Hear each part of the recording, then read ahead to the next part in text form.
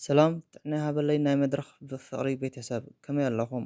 ፍቕሪ ኣብ ታሪክ ወዲ ሰብ እቲ ዝዓበየን ዝዓመቐን ስምዒት እዩ። ኩሉ ሰብ ከፍቅርን ክፍቀርን ይደሊ። ይኹን እምበር ብዙሕ ግዜ ግራ ዘእትሕቶ ኣሎ። ሕጂ ዘለናዮ ዝምድና ብሓቂ ናይ ንውሕ እዋን ፍቕሪ ድዩ ወይስ ንግዚኡ ዝመፀ ስምዒት? ሎሚ ኣብዚ ቪድዮ እዚ ሳይንሳውን ስነ-ልቦናውን ሓበሬታታት መሰረት ብምግባር ሓደ ሰብ ብሓቂ የፍቅረና ምህላው እንፈልጠሉ 7 ወርቃማ ምልክታት ብዝርዝር ክንርኢ ኢና።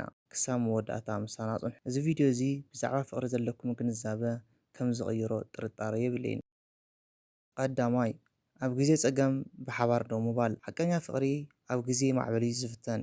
ሓቀኛ ፍቕሪ ኣብ ግዜ ሓጎስ ጥራሕ ኣይኮነን ዝልካዕ። ዝኾነ ሰብ ኣብ ግዜ ሓጎስካን ዓወትካን ምሳኻ ክስሕቕ ይኽእል እዩ። ኣብ ግዜ ፈተናን ጭንቀትን እዩ ሓቀኝነት ዝረጋገፅ። እቲ ተፍቅሮ ሰብ ኣብ ዝሓመምካሉ፣ ስራሕ ኣብ ዝሰኣንካሉ ወይ ተስፋ ኣብ ዝቆረፅካሉ ግዜ ካብ ጎንኻ እንተዘይርሒቑን ደጋፊኻ እንተኾይኑን እቲ ሰብ ብሓቂ የፍቅረካ እዩ። ሓቀኛ ኣፍቃሪ ናይ ፀገም መዓልቲ ፅላልካ እዩ። ካልኣይ ማንነትካ ኣሚንካ ምቕባል። ብዙሓት ሰባት ዘፍቅርዎ ነቲ ንሕና ክንኾኖም ዝደልይዎ መንነት እዩ። ሓቀኛ ፍቕሪ ግን በቲ ፍጹም ዘይኮነ መንነትና ኣሚኑ ይቕበለና። ሓቀኛ ኣፍቃሪ ግን ንኹሉ መንነትካ ምስቲ ድኻምካን ጌጋታትኻን እዩ ዝቕበለካ። ኣብ ቅድሚ እቲ ሰብ ጌጋ ከይሰርሕ ኢልካ ኣይትጭነቅን፣ ምክንያቱ እቲ ሰብ ንመንነትካ እዩ ኣፍቂርዎ። ድኻምና እናፈለጡ ናይ ዝሓለፈ ታሪክና ከይዘርዘሩን ንዓና ንምቕያር ከይተቃለሱን ከም ዘለናዮ ዘፍቅሩና እንተኮይኖም ንሱ ፍቕሪ ሓቀኛ ፍቕሪ እዩ። ሳልሳይ ግልጽነትን እሙንቶን። እሙንቶ መሰረት ናይ ዝኾነ ጽኑዕ ዝምድና እዩ። እሙንቶ ዘይብሉ ፍቕሪ መሰረት ዘይብሉ ገዛ እዩ። ሓቀኛ ፍቕሪ ኣብ ዘለዎ ቦታ ምስጢር የለን። ሓቀኛ ኣፍቃሪ ንዓኻ ስክፍታ ዘሕድረልካ ተግባር ኣይገብርን። ቴሌፎኑ ክሓብእ ወይ ድማ ኣበይ ከም ዝወዓለ ክሕሶ ኣይኽእልን። ኣበይ ከም ዘሎ ንምዝራብ ይጽገምን ምስጢር ዘይብሉን እዩ። እሙንቶ ማለት ድማ ብዘይ ዝኾነ ስግኣት ልብኻ ሒፍካ ምሃብ ማለት እዩ። ብዘይ ዝኾነ ፍርሒ ስምዒትኩም እተካፍሉ እንተኮይንኩም ዝምድናኹም ጥዑይ እዩ። ራብዓይ ክብረትን ኣድናቆትን። ሓቀኛ ፍቕሪ ኣብ ዘለዎ ቦታ ክብሪ ኣሎ። ሓሳብኩም ዝስማዕ እንተኮይኑ ኣብ ቅድሚ ሰባት እትድንቑ እንተኮይንኩምን ምርጫኹም ዝኽበር እንተኮይኑን እቲ ሰብ ቦታ ሂበኩም ኣሎ ማለት እዩ። ፍቕሪ ማለት ንሓደ ሰብ ምቁፅፃር ማለት ኣይኮነን። ሓቀኛ ፍቕሪ ንናይ ውልቀ ሰብ መሰልካን ክብርካን ይሕልወልካ። ንናይ ውልቀ ቦታኻ የኽብረሉ። ንስድራ ቤትኻን ኣዕርኽትኻን ክብሪ ይህብ። ብዘይ ምክብባር ዝግበር ፍቕሪ ፍቕሪ ዘይኮነስ ምጭኽኻን እዩ። ፍቕሪ ብዘይ ክብሪ ባዶ ጭራሕ ምራሕ እዩ። ሓምሻይ ንመጻኢ ሕልምኻ ደጋፊ ምዃን። ሓደ ሰብ ብሓቂ እንተኣፍቂርኩም ንዓኻ ኣብ ናይ መጻኢ ህይወቱ ምስ ዘካተተካ እዩ። ዕላምኡ ምስ ዕላማኻ ዘተኣሳሰረ እዩ። ንሱ ክዓቢ ከሎ ንስኻ እውን ክትዓቢ ይደሊ።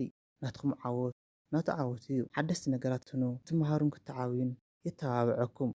በይነይ እንተይዓበኹ ዘይኮነስ ብሓባር ንዓቢ ዝብል ኣተሓሳስባ ኣለዎ። ሻድሻይ መስዋእትነት ምኽፋል። ሓቀኛ ፍቕሪ ኣነ እንታይ ይረብሕ ኢሉ ኣይሓስብን፣ ንዓኻ እንታይ የሐጉሰካ እዩ ዝብል። ሓደ ግዜ ንናቱ ድሌት ሰዊኡ ንዓኻ ቀዳምነት ይህብ። ፍቕሪ ኩሉ ግዜ ንርእሰ ፍትወት የሸንፎ እዩ። ሓደ ግዜ ንናይቲ ካልኣይ ሰብ ሓጎስ ተባሂሉ ንናይ ርእስኻ ምቾት ገዲፍካ ምስምማዕ ሓቀኛ ፍቕሪ የርኢ። እሽበሃላይነት ምጽዋርን ናይ ፍቕሪ ምልክታት እዮም። ሻብዓይን ናይ መወዳእታን ኣብ ናይ መጻኢ ውጥን ምእታው። ሓደ ሰብ ብዛዕባ መጻኢ ክዛረብ ከሎ ኣነ ካብ ምባል ንሕና ዝብል ቃል ዝጥቀም እንተኮይኑ ኣብ ህይወቱ ዓብይ ቦታ ሂብካ ኣሎ ማለት እዩ። ናይ ነዊሕ እዋን ውጥኑ ኣካል እንተኮይንካ እቲ ፍቕሪ ሓቀኛን ዝጸንዕን እዩ። እዞም ዝረኣናዮም 7 ነጥብታት ኣብ ዝምድናኹም ከመይ ኣለዉ? ምናልባት ኩሎም 100% ክህልው ይኽእሉ እዮም ወይ ድማ ገለ ክጎድሉ ይኽእሉ እዮም። ፍቕሪ መስርሕ እዩ። እቲ ዝዓበየ ቁም ነገር ግን እቲ ሰብ ንምምሕያሽ ዘለዎ ድሌት እዩ። ሓቀኛ ፍቕሪ ስራሕ ይሓትት እዩ።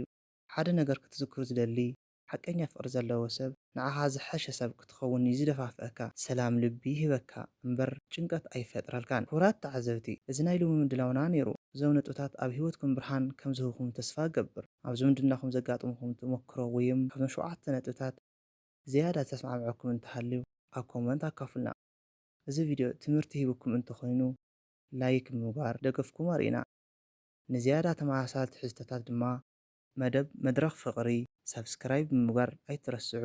ኣብ ዝቕፅል ቪድዮ ብኻልእ ዘሐጉስ ርእሲ ክሳብ እንራኸብ ቻው።